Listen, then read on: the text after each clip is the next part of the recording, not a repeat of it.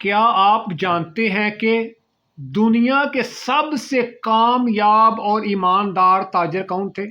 نہ MBA، نہ بڑی ڈگریاں، لیکن اللہ کی رضا، دیانت اور اصولوں پر مبنی کاروبار۔ آج ہم بات کریں گے صحابہ کرام کے کاروباری ماڈل کی، جو آج بھی کامیابی کی کنجی ہے۔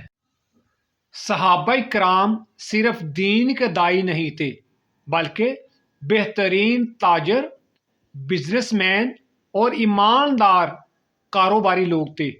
ان کا کاروبار نفع آخرت دونوں کو سامنے رکھ کر کیا جاتا تھا۔ حضرت محمد صلی اللہ علیہ وآلہ وسلم کا تجارتی اسلوب یہ بنیاد تھی، اور اس کی جو خصوصیات تھی: سچائی، امانت، وعدے کی پابندی۔ صحابہ کرام نے نبی کریم صلی اللہ علیہ وآلہ وسلم سے تجارتی اصول سیکھے۔ یہی اصول صحابہ نے اپنی زندگی میں اپنائے۔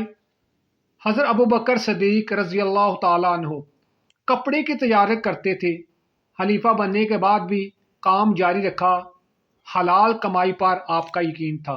حضرت عمر فاروق مارکیٹ کا خود معائنہ کرتے، ناپ تول میں کمی پر سختی، ملاوٹ اور دھوکہ دہی سے منع فرمایا۔ سبق کیا ہے؟ کوالٹی کنٹرول، اسلامی بزنس۔ حضرت عثمان غنی بہت بڑے تاجر، قحط کے وقت پورا قافلہ اللہ کی راہ میں دے دیا، اور اس کی مثال کنواں روما خرید کر عوام کے لیے وقف کر دیا۔ سبق: بزنس میں سخاوت، اللہ کی برکت۔ حضرت عبد الرحمن بن عوف مدینہ آئے تو کچھ بھی نہیں تھا، کہا مجھے بازار کا راستہ دکھا دو۔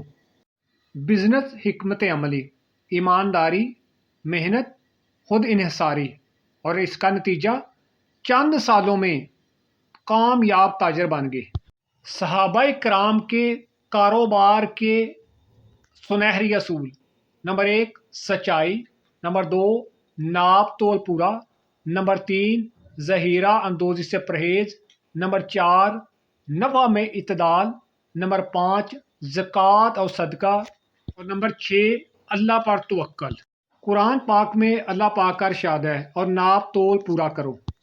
صحابہ کا کاروبار ہمیں یہ سکھاتا ہے کہ اگر نیت صاف ہو، طریقہ درست ہو اور اللہ کو شامل کیا جائے تو کاروبار عبادت بن جاتا ہے۔